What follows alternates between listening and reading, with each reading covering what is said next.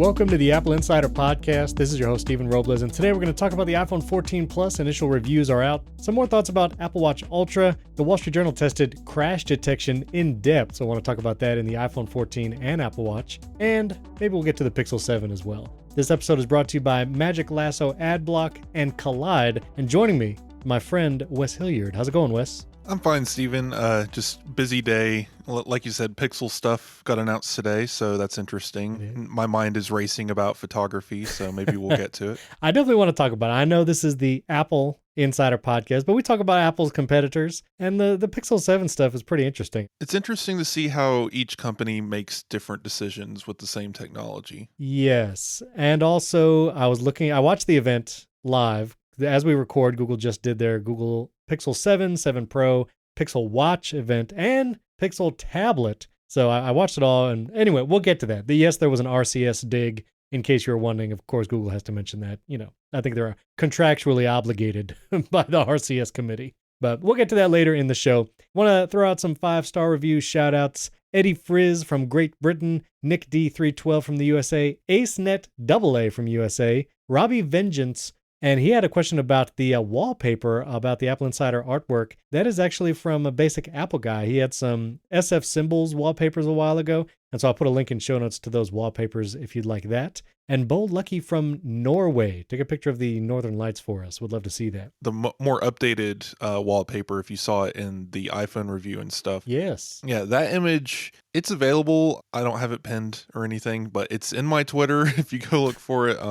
It's one of those things that kind of just floated by. If you were interested, you could grab it. But that's going to be a once-off from Basic Apple Guy, because he's working on one with the larger symbols for wallpapers, but it's not going to have the AI logo in it. So there you go. Right. There you go. I want to do some follow-up real quick from past episodes and questions I saw on social media. I actually saw a question on TikTok, and I do not know the answer to this, so I'm throwing it out to our listeners. Maybe if you know, Wes, but somebody commented on one of my TikToks, and they asked how to extend the phone call time limit past 8 hours. Now, I never desired to talk on the phone this much, but apparently he is talking for 8 hours on the phone with his spouse. And after 8 hours, I guess the iPhone just cuts off. I mean, it's not a battery issue. It's not anything like that, but he says it just cuts off after 8 hours. I did some searching and I could not find if there was any kind of maximum call time limit on iPhone.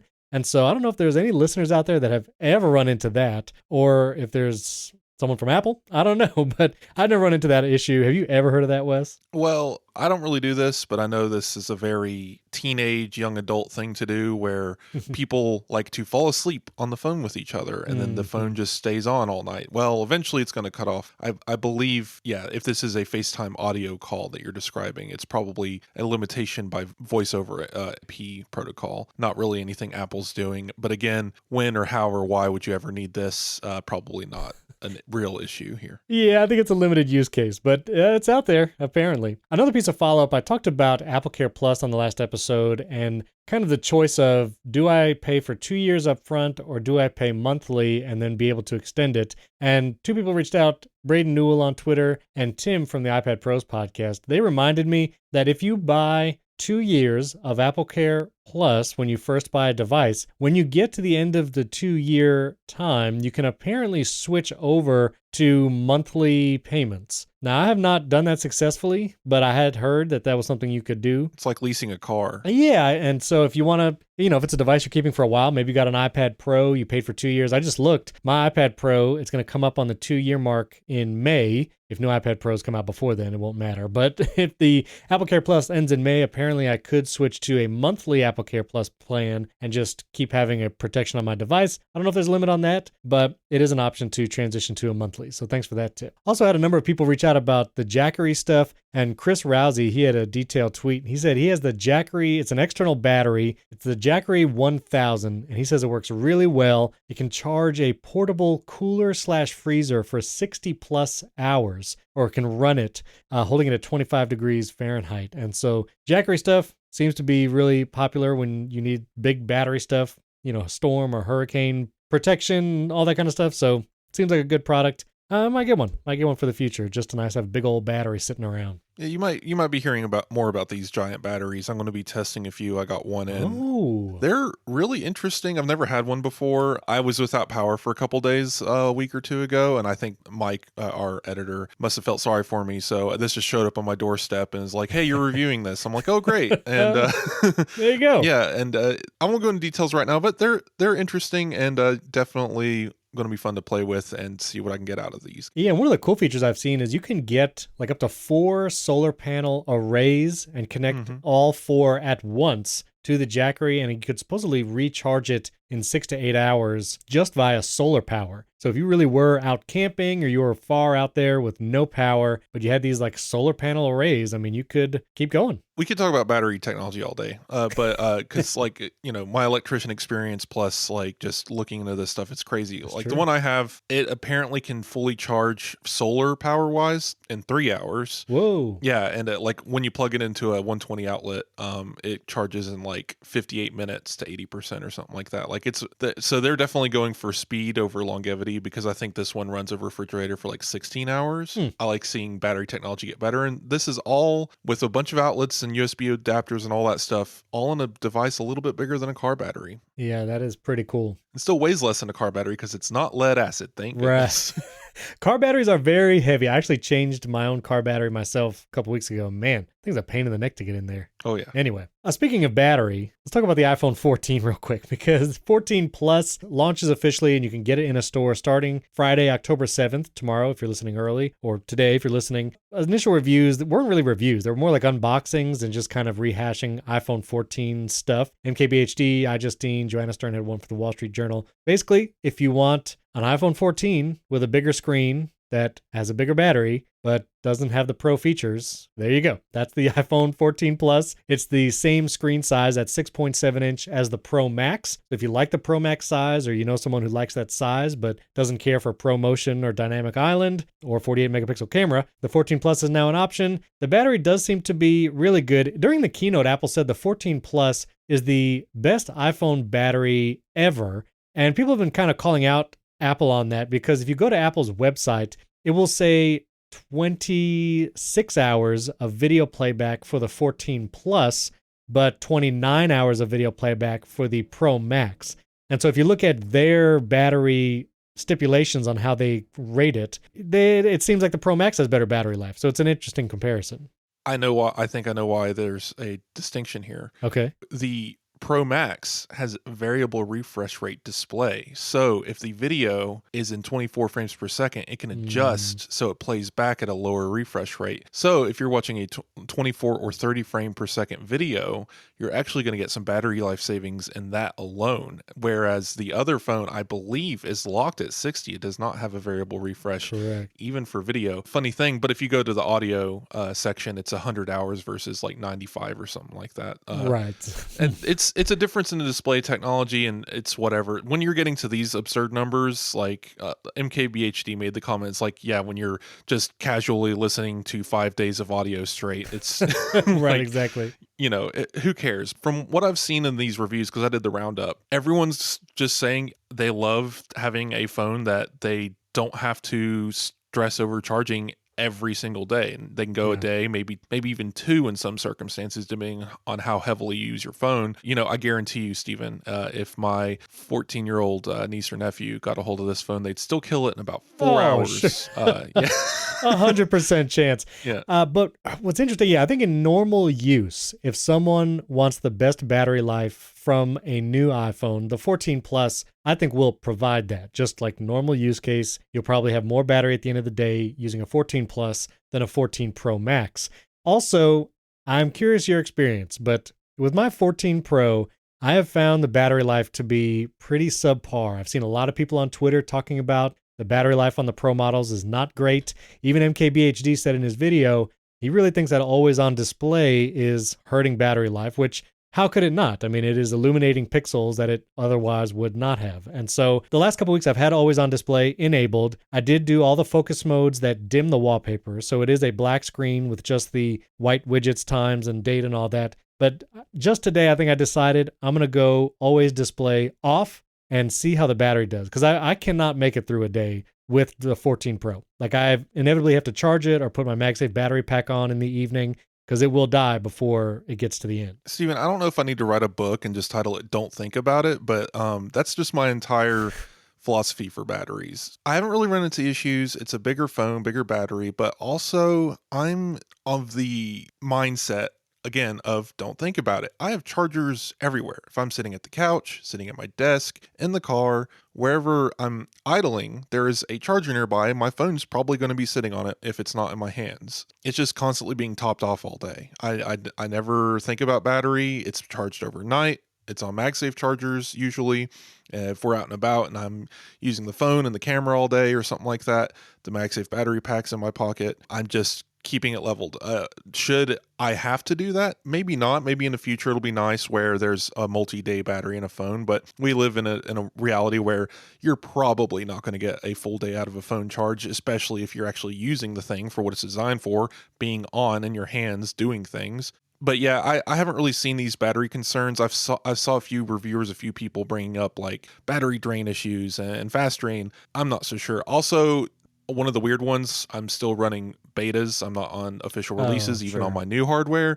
So I have no comparison to these people. Maybe there's a bug in 16.03 that is causing this. Maybe they have specific issues. Maybe they just don't want to admit that they're on TikTok 16 hours a day. I don't know. But I mean, I'm comparing it to the 13 Pro I just used for a year. And even at the end of its life with me, and my battery health was at whatever, 96% when I sent it back to Apple for a trade-in, I feel like I was getting more battery life out of it. And I get it, like I am at a desk a lot of times a day, and I could just keep it on a charger whenever I'm sitting here, but I just don't prefer to do that. Like I would, that's fine. I would rather not charge it constantly. And then there are days when I want to work outside on the patio or I have to run an errand. I charge it in the car sometimes. And when I do that, like you said, I don't have to think about battery life if I get some kind of midday charge. But I just think it's interesting that even compared to the 13 Pro, something feels off. And so I'm going to keep the always display on. Well, I'm going to keep the always display always on feature off. And we'll see how it does after that. You got to turn on the always on display anyway. Yeah. I don't know. Obviously this is a feature that burns battery, and if it's something that you're not using or don't care for, or it physically causes you harm, turn it off. It's fine. Yeah. No one's going to get mad at you for buying an iPhone 14 Pro and not using the always on display. I like the feature. I like having it on. I like having different little wallpapers poking out at me on the dimmer display, like silly cat photos and stuff. Just they're whimsical. It's fun. I like just seeing Carrot Weather cussing me about some weather report going on right now on my lock screen. Stuff like that's just nice to have for me, and I'm willing to trade the battery life. Yeah. I'm definitely of the mindset of kind of just leaning into, I know a lot of Apple's, any technology company, it's hyperbole, it's marketing. I'm just going to lean into it. Apple says that their phones are intelligently handling charging and that they have all day batteries, and their batteries are going to last 2 years as long as you use them as expected. And Apple's expecting you to be charging your phone regularly, if not constantly. I'm just going to do it. It is interesting though to compare it to the Apple Watch Ultra, which the battery on the Ultra is amazing. And I've been going routinely 2 days without charging. So routinely 48 hours. Right now, I didn't charge it last night. I haven't charged it in, I guess, maybe about 36 hours now, and it's at 54%. And it's great. The weird thing about the watch is I was in such a habit of just charging it, like when I get ready in the morning and charging it before I go to bed at night. And underscore David Smith, he actually had a lengthy video review, which I'll talk about it in a moment, but he was like, I was already in this habit of charging the Apple Watch in like set increments, and the extra battery life is really great, especially when you need it. If you're doing a lot of workouts or if you're going to be traveling, like really nice. But in the day-to-day routine, it's like, I kind of just feel like keeping the routine going and just charging it here and there. And then just knowing a day is no issue for the Apple Watch Ultra. Such a weird concept to me. I remember, okay, let's go back in time to when phones lasted about 7 days before they needed to be plugged in. I remember when the iPhone came out and people were like, it doesn't even last a day? You mean I have to charge it every day? How would I even remember to do that? People were angry, right? Mm-hmm. And that lasted all the way up to like 2013 when smartphones became more ubiquitous and people just got used to the idea. And then the same thing happened when a watch came out. You had to charge every day. Well, what? I buy a watch and I wear it until it dies. I didn't realize that, Right. there's another chore for me to do. I think we've just gotten to the point now. And again, this isn't going to change until the technology changes. As long as we're using rechargeable lithium ion, you're going to have to recharge these things at some increment, right? Yeah. And humans are very habitual, right? Everything's very much clockwork. So charging can be very easy to get into a routine. Yeah. And now we're talking about a watch that breaks that routine. It went from we have to charge it every day, if not a little, maybe bump it up and twice a day. Right. But now it's every few days. And that breaks our brain a little bit because now the routine's broken. Well, I already have this phone I have to charge every day, but the watch doesn't have to get charged as often. And now you're on this It's weird. lopsided structure, right? Yeah. So last episode, if you guys remember me ranting about this, I'm doing it again, saying you just don't need that battery life again unless you're without power. I will say, so watching _David Smith, he's a developer. He makes WidgetSmith, WatchSmith. He makes great apps. He is a hiker and runner, and so he took the Apple Watch Ultra on a trip to the Scottish Highlands. It's a great video. I will put a link in the show notes, but I mean, the short of it is he loves the Apple Watch Ultra. He loves the features. And again, if you're in a situation like that, where you're hiking, you're doing workouts that are literally lasting 8 or 9 hours long. He ran a hiking workout for like 9 hours. And it's like, yeah, at that point, I think the Apple Watch Ultra went down to like 30% at the end of the day. Great to have a larger battery to do something like that, where with previous watches, especially the smaller ones like the 41 millimeter or Apple Watch SE, like it's just not going to last for that. So in those use cases, that is why that extra battery really matters. And again, you could do cool things like that, all day hikes. When you fit into the niche of the watch, it's a great watch and it's a great feature. It's a must have. You have to have that extra battery. But for the aspirational buyers, it's not really a thing. And again, charging it every day is fine. Like until we get to the point, we don't have to charge anything daily, where the MacBook, the iPad, the iPhone, the watch, all of it, that kind of routine, once that's possible, that's when we can start rethinking how our devices work into our routines. But as long as even one thing needs to be charged every day, I think multi-day battery life is less of a deal as we've made it out to be. It's an aspirational goal. It's something that we want and everyone cites in reviews. But once we get it, it's like, do I really need this? Like, am I going to be without power or without a charger for more than 24 hours at a time at any given moment? For most people, the answer is no. This episode is brought to you by Magic Lasso Adblock. Do you want a better browsing experience in Safari on your iPhone, your iPad, and your Mac? Then download Magic Lasso Adblock. It's an ad blocker designed for you. It's easy to set up, blocks YouTube ads, and even doubles the speed at which Safari loads. Magic Lasso is an efficient, high-performance, and free ad blocker. It's got over 4,000 five-star reviews. It's simply the best ad blocker for your devices. I've used Magic Lasso Adblock for years, really long before they sponsored this episode, and it's my favorite ad blocker. It blocks all intrusive ads, trackers, annoyances, letting you experience a faster, cleaner, and more secure web browsing experience. And unlike some other ad blockers, Magic Lasso respects your privacy. This is important. It doesn't accept payment from advertisers. That's a big deal. You can trust that Magic Lasso is not selling your data to advertisers. So stop being followed by ads around the web, block all ad trackers, ensuring your browsing history is not harvested by ad networks. And the app now also blocks over 10 types of YouTube ads, including video ads, banner ads, search ads, and suggested product ads. So join over 200,000 users and download Magic Lasso Adblock for free from the App Store. And as a special offer for Apple Insider listeners, you can go to magiclasso.co/AppleInsider and receive 1 month free access to all the app's pro features, and you can see how good it is to use. That's magiclasso.co/AppleInsider to receive 1 month free pro access, and that link is in the show notes as well. Our thanks to Magic Lasso Adblock for their support of the Apple Insider podcast.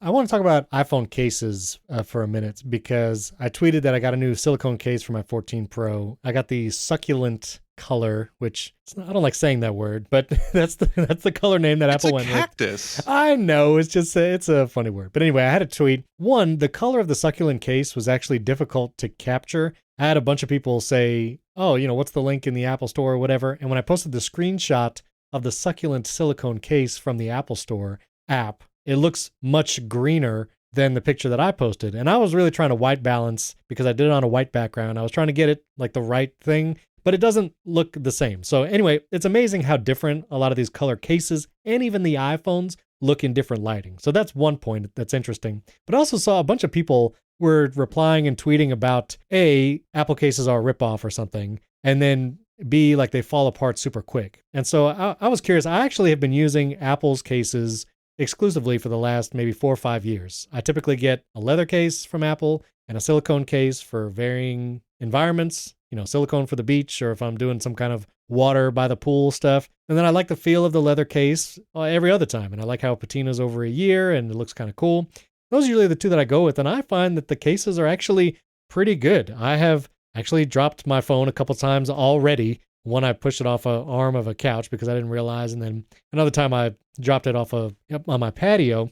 And the silicone case actually does a great job protecting it. Scratches, and the silicone case doesn't even have any visible marks or nicks either. But a bunch of people were saying the silicone cases from Apple like break in 30 or 60 days and they're totally worthless. It is more expensive than the $12 case you get on Amazon, but I also find that those cases don't feel great and are not as durable and they're not as good. So I was curious, Wes, when you get a case for your phone, if you get a case for your phone, what do you use, and do you have any experience with Apple's cases? So years ago, I would buy cases just because I really enjoy the leather cases. They feel nice to the touch.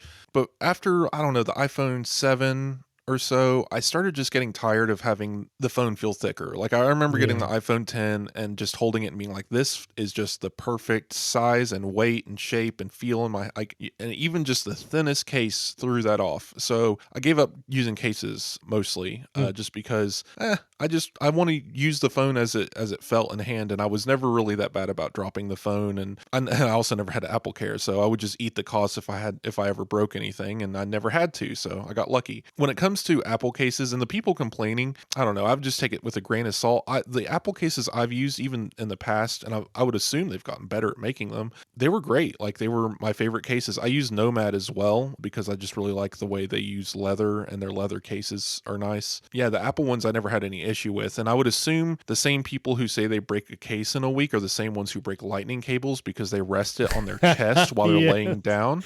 Probably the same person saying that, but I don't know. I've historically found Apple cases to be just fine. My girlfriend's currently using an iPhone clear case for her iPhone 12, I think she has, doing just fine, and she drops and throws that thing across the room all the time, so just very clumsy. For the 14 Pro Max, things changed a little bit because I'm doing some more case stuff related, like for work. So I've got a few on hand. Been playing around with them, and I've really liked. I have this Pitaka Mag Easy whatever Aramid case that they make. Super thin, lightweight, durable case. And it has a great texture on it, snaps on with MagSafe. I don't know, I just really like this thing. It feels comfortable in the hand. It doesn't add really any bulk. It might as well be a skin, but somehow it protects the phone using those aramid fibers as good as like a large rubber case. So been enjoying that. Okay, well, listeners, I'm curious. Reply to the, I tweet the episode out every Friday. Reply to that tweet with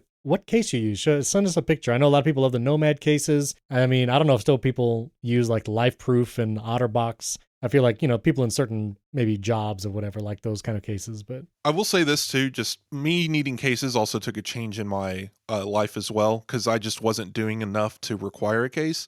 Having a case is so nice for certain things because I kind of knew this, but I didn't really I took it for granted. Having a case on your phone makes MagSafe accessories so much more grippy and tight. Like they just grab hold of, especially if it's a textured case, like the MagSafe wallet or the battery pack. But specifically, I like biking, and I have I'll have to send you a picture of it. It is the most dangerous looking mount for a phone on my bicycle handlebars because it's a MagSafe attachment. And these little rubber bands stick out the sides that you grab and wrap around the bottom right corner and the top left corner. So all that's holding the phone to your bicycle while you're riding is these little rubber bands and the MagSafe in the back. And the case makes it so much more secure. But it's hilarious because, when I hit a couple of the more aggressive bumps, the phone slings itself out of the MagSafe holder, but the rubber bands catch it and sling it back into the magnet. It's hilarious, and my heart stops every time it happens, but it's great. I love it. I do agree. MagSafe accessories, I think, are better with a case. And one of the other things I do like top-down shots of devices for tutorial-style videos, and without a case, the iPhone 14 Pro wobbles so much because the camera bump is so big. Right. And so the case really helps it not do that at all. It's still not completely flat, but the case, because it's grippy, both silicone and leather, and the little lip around the camera maces, like it just moves so much less, almost not at all. And so need to stick you some paper under there or something, level it out.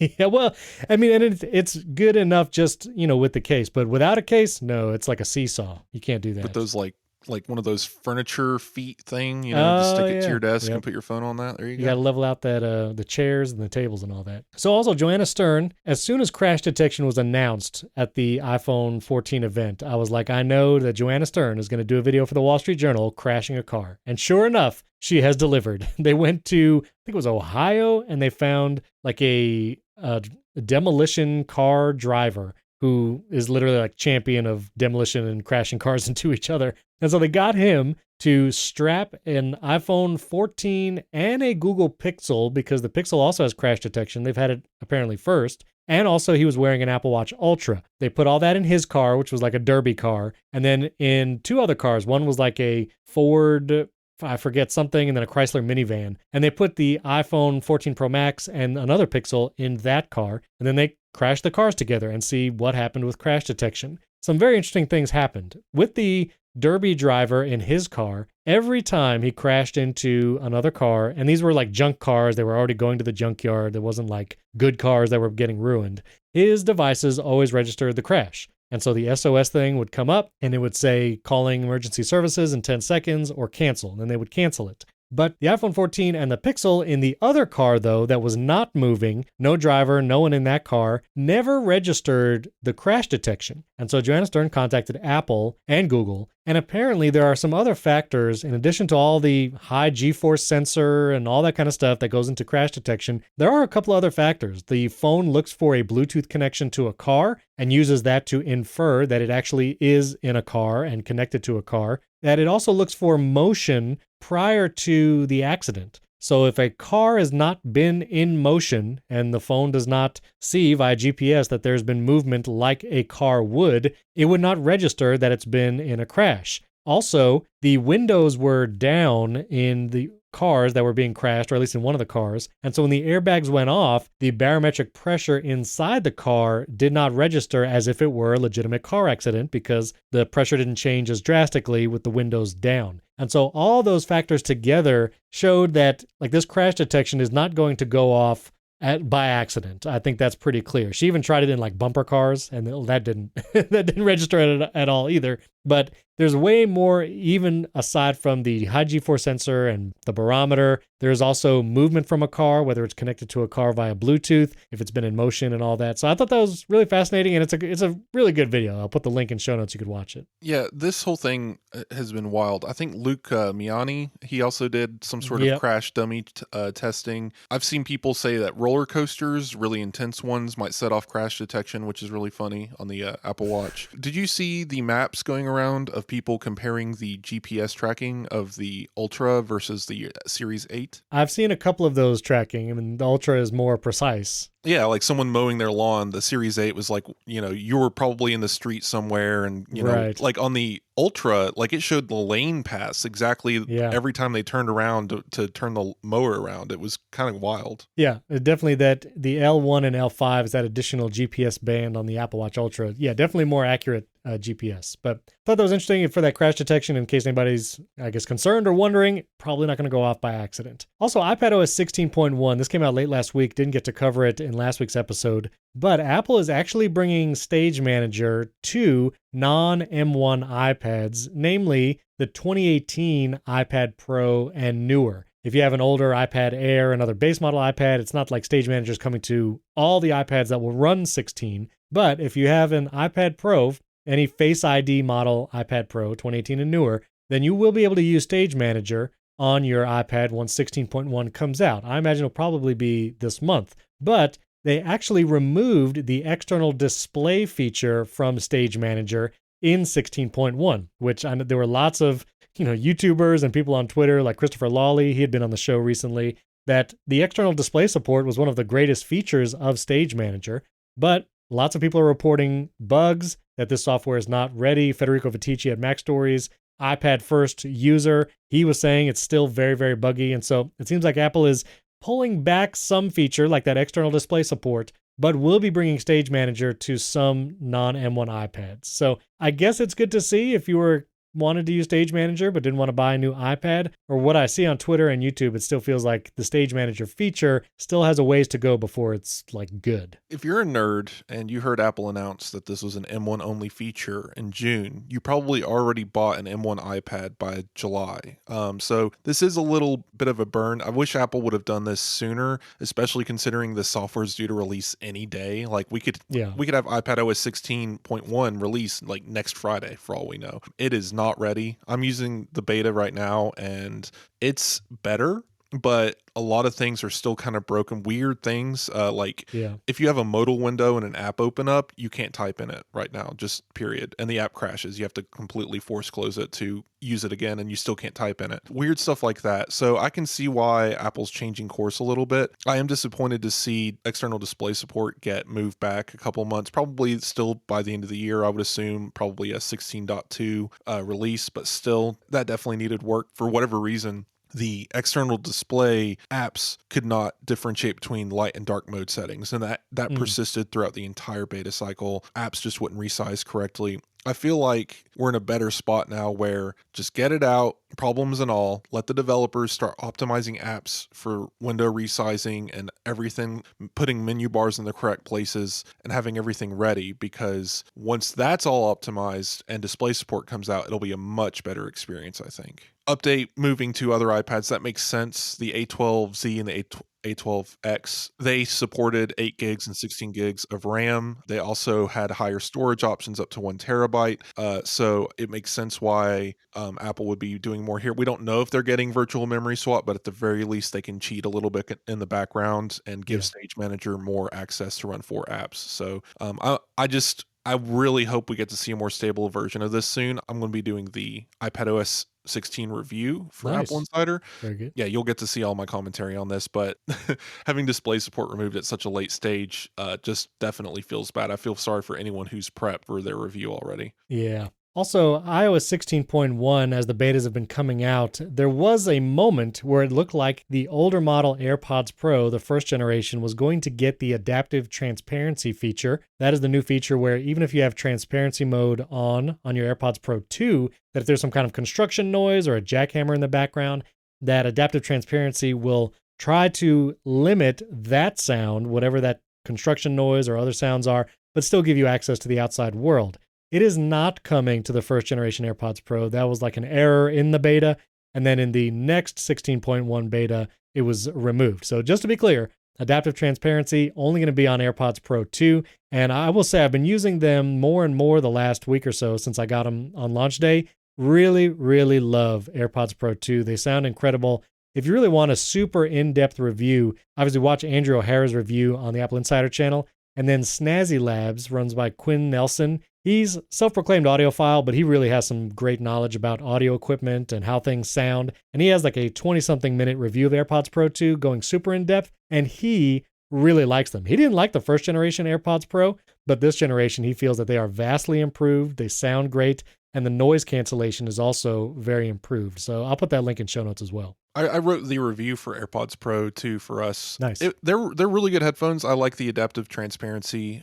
Definitely noticeable when you're out and about. Like, for example, my dad has a motorcycle and it dims that out pretty well if you're nearby. Yeah. When he's running it, you might even hear it in the middle of this podcast, but because he likes revving it in the middle of the day. If you notice in my review, I threw in another happy 10th anniversary to the Lightning port, and I was sad because we're still trapped in Johnny Ive's white room as far as colors go. So that is true. Yeah, couple small complaints, but overall amazing, and for the same price, like you can't beat it. Like if you are in the market at all for earphones and you own an iPhone, this is it. Like there's no other option that even makes sense on the market. Yeah, and one of the things that Quinn Nelson said, if you ever had noise cancellation make you feel like a little motion sick or that weird feeling of cancellation that you couldn't really deal with for a long time, that feeling is greatly reduced in the AirPods Pro 2. And I have felt it with other headphones that are noise canceling, and it Doesn't bother me enough to make me stop using noise canceling, especially when there's lots of noise.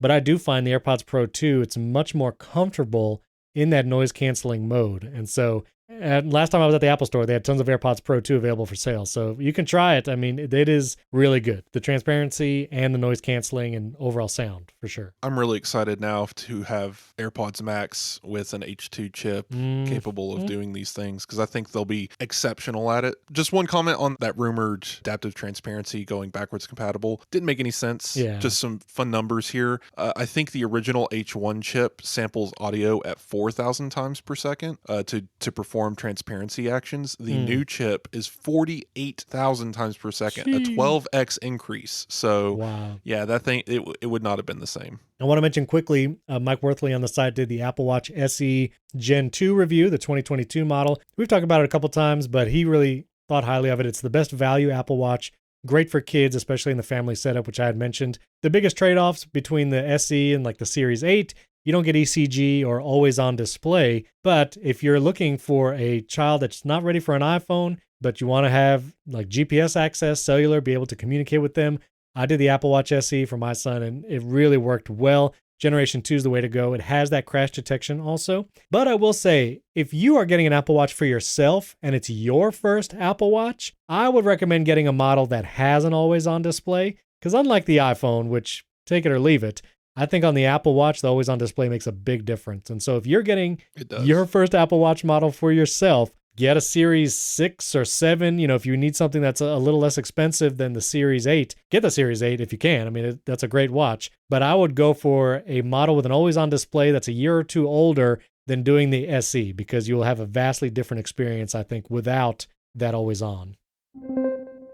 This episode is brought to you by Collide. Traditional endpoint security tools can make your workplace feel like a surveillance state, turn users and the IT team into adversaries, and ultimately drive your employees to work on unsecured personal devices. Maybe even you've done that in the past, just knowing how restrictive some of those IT terms can be, and so you just use your own stuff. Well, it doesn't have to be that way. Collide is a device security solution built around honest security. Their philosophy is that employees aren't your biggest security risk. They're your biggest allies, and your relationship with them should be based on transparency and informed consent. Collide works by notifying your employees of security issues via Slack and giving them step-by-step instructions on how to resolve it themselves. So if someone saves some passwords in a plain text file on their desktop, well, that's not very secure. And so Collide will send them a message in Slack saying, hey, find a better place to save those passwords, and it will be less of a security risk. So for IT and security teams, Collide provides the right level of visibility for Mac, Windows, and Linux devices, and it can answer questions about your fleet's security that traditional mobile device managers can't. You can meet your security goals without compromising your values. Visit collide.com/AppleInsider to find out how. And if you follow that link, they'll hook you up with a goodie bag just for activating a free trial. Yes, free goodie bag with a free trial. That's Collide, KOLIDE.com/AppleInsider. Collide.com/AppleInsider. Collide.com/AppleInsider. And that link is also in the episode description. Our thanks to Collide for sponsoring this episode. So the European Union, speaking of Lightning and USB-C, actually passed legislation that no later than the end of 2024, so 2 years from right now as we record, the iPhone must adopt USB-C for its port. And this is like European law. So if Apple wants to sell iPhones over there by the end of 2024, so I imagine that would be the iPhone, let's see, next year would be the 15, then the 16. The iPhone 16 would have to have USB-C. Now, this doesn't guarantee that all iPhones will have USB-C, even as we know this year, iPhones sold in the US do not have a SIM card slot, whereas iPhones in other countries do have a SIM card slot. iPhones in the UK don't have millimeter wave. iPhones here in the US does have it. I feel like this is a slightly different case. I don't imagine Apple making iPhones with USB-C for Europe and then Lightning everywhere else. Absolutely not. Yeah, I don't think it's going to happen. So it could be 2024. We finally get USB-C on the iPhone. What do you think? I'm still hedging for a portless phone. Yeah. There's reason to suspect that this is still in the pipeline. It's hard to imagine Apple would go USB-C next year and then portless the year after. I would say within 5 years we could be portless, but USB-C is certainly in our future. I think Apple was doing this even before this legislation passed. It makes sense.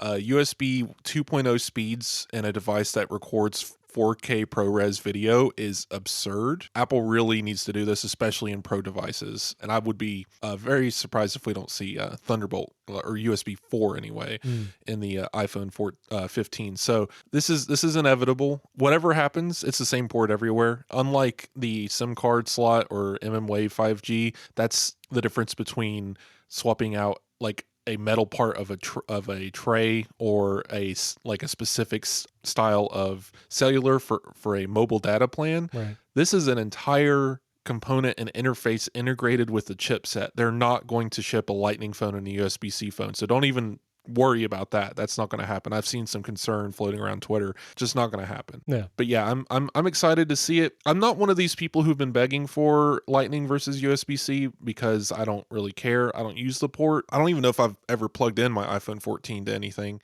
since I've got it. It's just MagSafe all the way down. Yeah. So I'm ready for the portless future. Still very sad for anyone who records in 4K ProRes if we go portless. But I don't know. Apple needs to give us a solution for this, especially if they plan to remove that port. But at the very least, give us a better port. And I think USB-C is the answer to that. For sure. Speaking of MagSafe, I thought this was just hilarious, so I wanted to mention it. Apparently, if you have a MagSafe puck from Apple, meaning just the cable, USB-C on one end, MagSafe puck on the other, there's a new firmware version for the MagSafe puck. And you can go, if you connect a MagSafe puck to your iPhone, you can go to the Settings app, General, About, scroll down to Carrier Lock, and then you will see an Apple MagSafe charger. You can tap it and see the firmware version. I would not have expected it to have firmware, but there are some smarts in there, like you mentioned before, smart charging and, holding at 80% and all that kind of stuff. So the MagSafe puck has to think at some point, but I think it's hilarious. There's a firmware update.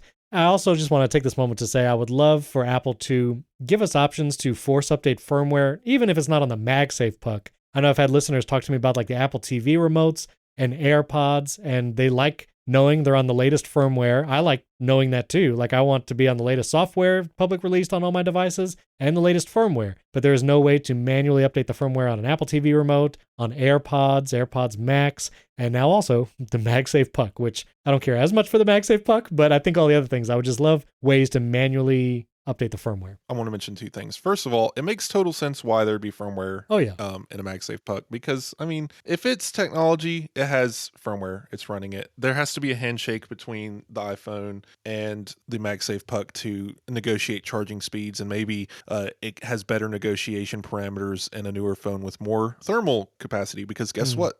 We've mentioned it before, the iPhone 14 Pro has a dedicated layer for thermal management, so better heat dissipation anyway.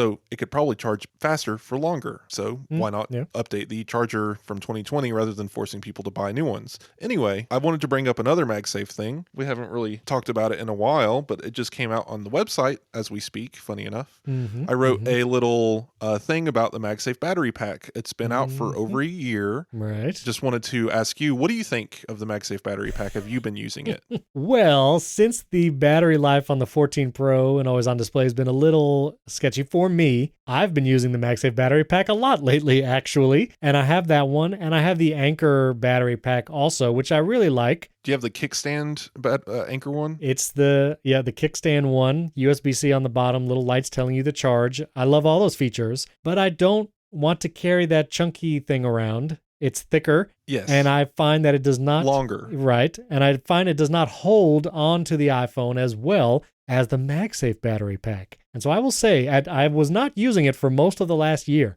but in the last couple months, also during the hurricane, I used it. And while moving, I used it because that was a time when I wasn't around a lot of chargers. I used Apple's MagSafe Battery Pack more often. And I have to say, I really like it. I think it is still a little expensive at $99. Right. I think it would have been better at like $69, $79 at least. But I've been using it a lot, and I love how thin it is. It gives me just the right amount of battery for my use case if I need at the end of the day. It doesn't feel like a huge chunky thing on the back of my phone. It's secure on there. It's never slid off by accident. I actually think it's a better product than a lot of the initial reviews said. So yeah, price-wise, I agree. It should be a little lower, especially now that the technology's aged a little bit. Apple's probably making these a dime a dozen. you can find them in the mid 80s on sales, and Mike found one open box for $50. So an open box on a MagSafe battery pack, I mean, come on, you're fine. Just go buy it. Yeah. But yeah, no, this thing has been my favorite go-to. I mean, there's a difference between a battery pack and an external battery, because the battery pack attaches to the phone. The external battery's big hunkin' battery sitting in your bag. You run a wire to your phone, right? Mm-hmm. So I have that too. It's just for this, when I'm like out and about, like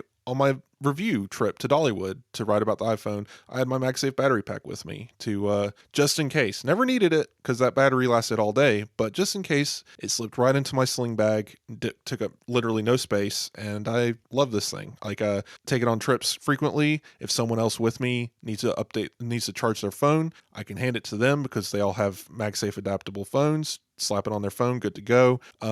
Just a real great product. But what makes it unique and different, and that I go into this in the retrospective, is that even after a year, no one has come close to making the same size battery pack that is able to charge the phone as much as the MagSafe battery pack. And because mathematically, when you look at this thing, yeah, it's small. It has like 1400 milliamp hours, which is like half of what the iPhone Pro Max has in it.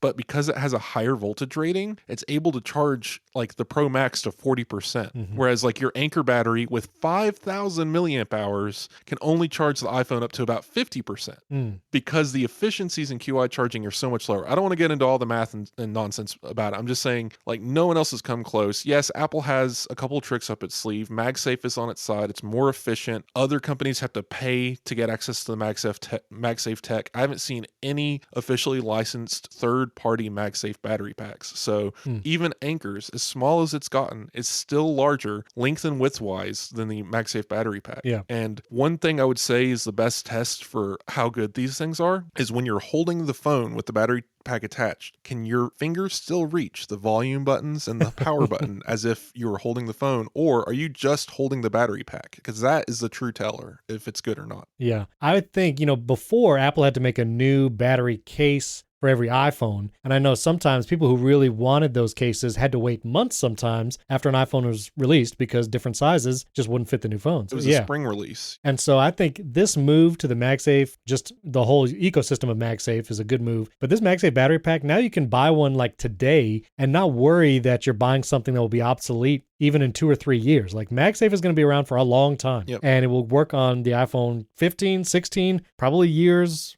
going into the future. And so until that battery pack just loses its ability to hold a charge, you'll be able to use that with whatever iPhone, with whatever case that supports MagSafe. And so I do think it is a good product. Now that I've been using it more, I can attest. I think it's good. It's a good stuff. This is the first battery pack I've been able to use for 3 generations of iPhones ever. Right, exactly. Right. So like that's saying something. And so I just, the reason for the article and the reason why I bring it up is there was just a lot of, controversy, I guess you could call it, a lot of irritation. People are like, why did Apple make this? Why is this $100? Why does it have such a small capacity? And nobody wanted to look past the spec page to see what this thing actually did. And on paper, it may look a little lousy, but once you actually use it, it surpasses anything out there. Even the capacity isn't a problem once you understand the difference between milliamp hours and potential voltage, which again, I go into in the thing. I wanted to ask, are there any upgrades that you would want? Like, would you want to see a 2.0? I only have 2 real answers to this for me. I mean, more capacity would be nice, but I don't want it to get bigger. Yeah. So I don't know if that's really a want. It's a possibility, though. Yes, but it's possible. Yeah, they can use smaller, more dense cells and make a same size pack for more capacity. Absolutely. That would be great. Colors would be nice to maybe match some of the other colors. And just a little light indicator besides the one light. Like right now, there's one light on the MagSafe battery pack. I believe it turns like orange to green when it's fully charged. I would like a way to have multiple lights that tell you how much charge is in there. And I know they wouldn't want to add a button. So I understand, asking for a button is too much, but maybe this is probably also crazy, but having some kind of like accelerometer in there where it knows like if you pick it up, it just illuminates multiple lights to tell you what the charge is. I think that would be cool. But I also don't see them doing it. Yeah. A U1 chip for precision finding would be amazing also. But what are your 2 things? I mean, if you lost it, I don't know if I've even come close to even misplacing this thing. Anyway, USB-C, just because everything's going there. I don't want another thing that's stuck on Lightning for another decade. Just go ahead and move it along. Like you said, more colors. I actually, because it's so small, and I wouldn't do this with any other battery pack, but because this one's so small, I have a silicone skin on it. Oh, yeah. Like a rubber silicone silicone thing. It's like might be less than a millimeter thick, so it just kind of slides on there and it's done. But yeah, turns it black, so I don't have this bright white object on the back of my black phone. Sure. But yeah, colors would be amazing. USB-C would be awesome. More capacity. But one major feature, and I really hope Apple does this, make it charge also with MagSafe.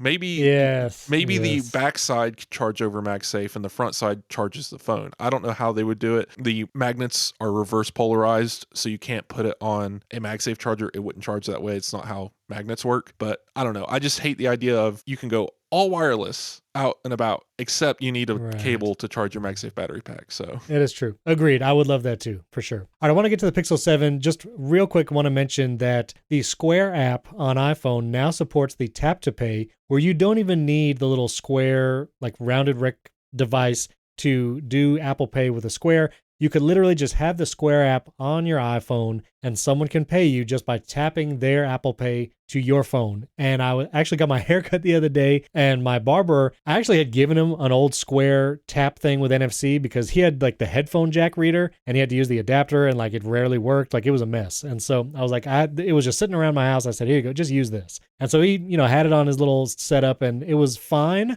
but it would usually take a second to connect and it was kind of laggy. But this last time I went, just a couple days ago, I got out of the chair. He pulled out his Square app, put in the price, and just said, hey, you can just tap my phone now. And so, this guy doesn't seem very tech oriented, but the tap to pay in the Square app was really compelling. It was super quick, and you don't need another accessory to charge or even think about. And so it's a great feature. Yeah, this is definitely a step up from, I know like Samsung was able to accept like MagStripe payments like 12 years ago. I think this is just a huge step up. Vertical integration of technology, easy to implement. All they probably had to do was tell the 70-year-old man in an email, hey, your phone does this now. And he just said, okay. And that was the end of it. Yeah. And that's awesome. I'm excited to see this taken in more places, but we'll see if it actually rolls out anywhere in Tennessee in the next decade. Right. Okay, so Google had its Pixel event. They officially announced the Pixel 7, the 7 Pro, and the Pixel Watch. The Pixel Watch, I don't have a ton of thoughts about. It's integrated with Fitbit. It does, heart rate stuff. It does the health stuff, does notifications. There's not a big third-party application story yet because this is a brand new product category for Google. There have been Android Wear watches in the past, but Google just didn't really talk about very many apps. They really talked about the health features and the Fitbit integration. There are features reserved just for Fitbit premium subscriptions, which seems kind of meh. But that's the Pixel Watch. It looks interesting. It's a round watch instead of a rectangular shaped screen. So it does, I think, have a nice aesthetic appeal. It is much smaller. There's not like a big size. So the watch is interesting. But I just want to say the 7 Pro phone, they have their own Tensor chip. The G2 chip is in this phone. There's some great photography seeming features in this. Not only taking pictures, which they have like a new 30x zoom with computational photography that still gets a 12 megapixel photo. Again, we'll have to see the tests and the initial reviews. It looks like it's going to take great photos and video just right out of the phone, at least on the 7 Pro. So that looks awesome. But they also have features like photo unblur, where Google will go into your Google Photos library, find old photos that are blurry and didn't have high resolution, and will literally make them look better, like look as though they increased the resolution. And so features like that using Google's machine learning and AI and all that, very cool. There was the RCS dig. Google was like, RCS, it's the modern standard for texting, and everyone should adopt it. It'll make messaging better for everyone. It's like, okay, yeah. So, that's that. But the other thing I wanted to mention, the Pixel tablet, which is coming out next year in 2023, a tablet, Android tablets, that's a whole different story, whether or not there's even apps that make them productive and worthwhile, the ecosystem, whatever. But Google announced the Pixel tablet charging speaker stand. And this is a stand that also has a built-in speaker. So think of it as like a HomePod type device, not a smart speaker. So it's not like you're talking to it, I don't think. But you can literally place the Pixel tablet on this stand, charge it wirelessly. The tablet charges wirelessly. And then because it's a speaker, you can play music or watch videos and you have a nice speaker in the stand. And this almost feels like that rumored Apple HomePod with screen device, but it's the best of both worlds because you could take the tablet around the house and use it as a tablet and then put it on the speaker stand. It charges while it's on the stand and you get better audio. So I thought it was a really cool idea. Will remain to be seen how good the audio actually is in the speaker, but it seemed genuinely innovative and I don't think that's something Apple would ever do. Maybe a third party could if there's MagSafe charging on the next iPad, which was a rumor recently. Pixel has some really nice looking stuff. I like their design aesthetic. I think their hardware looks good. I just nobody buys this stuff, and so like it's not a popular Android phone, and I think it's a shame because I think they do make great hardware. So before I get into the event, I would say Apple's argument, and again, they change their mind constantly, but if you were to ask an Apple PR person today what they thought of that speaker stand, here's their answer. The iPad is already a great device that you can carry anywhere in your home. There are stands you can place it on anywhere in your home, and it AirPlays to any HomePod. So all you need is a HomePod, a stand, and an iPad. You can recreate the same experience, and we give it all to you built into the system. Perfect. Like, get the idea of having the bespoke system. I love the idea of attaching my iPad to a stand and having it automatically go into a photo slideshow mode with now playing music on the screen and having Siri. Like, that's all great, and I hope Apple does something like it in the future. Also, we're 90% of the way there with what we already have. Does Apple really need to alter their hardware to achieve this very simple use case that is questionable? Will people be doing this? I don't know. It looks good, and all we really need from Apple to achieve this in the future is just an always on iPad that has or maybe a iPad that recognizes when I'm connected to power, play slideshow, and have that as a toggle in settings. The end. But for the Google Pixel event, I know we don't have much time. I will run down my hot takes. You ready? Oh, yeah, go ahead.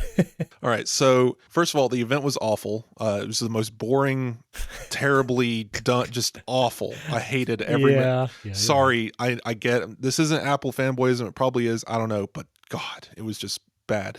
But moving on, the devices, the Pixel Watch looks great, especially when the display is turned off. But as soon as anything is shown on the display, you realize that you're looking through like a donut that you put on the car when your tire goes flat. Like, that's how big the screen looks on this thing. Like, it's fine if it has a all black watch face with imperceptible edges. It looks great. But as soon as you start using that UI, the circle takes over and you can see one word on the screen at a time. I don't understand why people like this. It looks fine. Use it if you want. Great.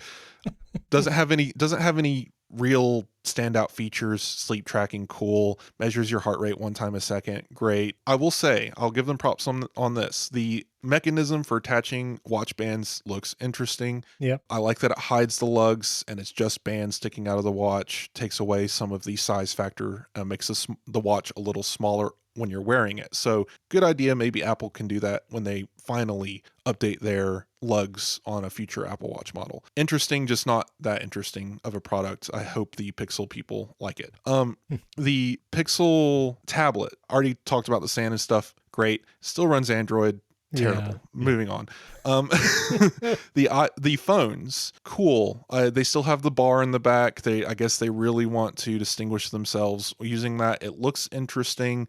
I don't know that I would want a giant bar on the back of my phone. The camera bump, sure, is still a large thing on the back of my phone, but it feels more discreet somehow. This thing is so loud. I don't know. It's just big. But anyway, the thing I actually want to talk about, because Android aside, Pixel aside, is the cameras. Coming from my personal standpoint, and you can see me talking about this on Twitter, I'm sure I'll send out 12 more tweets about it in the next day. It feels like there's a divergence here, and I don't know if you can agree with this, but Apple is pushing really hard on, we take the best natural photos. This is what that moment looked like. This is the exact lighting. We're making sure it reproduces that moment exactly in a way that you're still in control of. So if you want more saturation, or if you want more warmth or texture or whatever, use photographic styles or shoot in RAW. But no matter what, the goal is to create the most natural, realistic photo. Google in the past few years has been really leaning heavily into algorithmic machine learning processes in photos. A couple years ago, they kind of had this ad campaign of let Google do it, right? Of we can do it better than you. Just sit back, relax, we'll take over. And now they've really leaned heavily into this, especially in photography. You're bad at photography, okay? You're really bad at it. So buy a Pixel phone and we'll just take care of it for you. No more shaky shots. We're going to algorithmically process out any photo shake, which is cool. Again, I'm not knocking like the algorithmic process. Apple uses Right. plenty of them in their photography. It's what they're achieving, right? So when I go in to edit a photo that's been shaky, sure, I would appreciate a mode that automatically detects it and maybe finds a way to meet in the middle and make it look less blurry. I like that effect. But then they went the Google step further of, and we will go back in time and find every photo you've ever taken and tell you that it's a shaky image, and we're going to re-edit it, and we're going to remove people from the background of your photo from 2007. And I'm just like, I get the appeal of having aesthetic, beautiful photos, but that's also not that memory. That's not real. That's not what it looked like. I get it. No, those are good thoughts. And when the actual reviews come out for the Pixel camera, let's talk about it again, because I think it'll be interesting to see the quality. But for sure. Listeners, let us know if you thought about the MagSafe Battery Pack, Pixel 7, or anything that we talked about today. You can tweet at Wes and myself. Our Twitter handles are in the show notes. You can support the show, get an ad-free version and early access at patreon.com/AppleInsider or directly in Apple Podcasts. And thanks for those 5-star reviews as well. Thanks for tuning in. We'll catch you next time.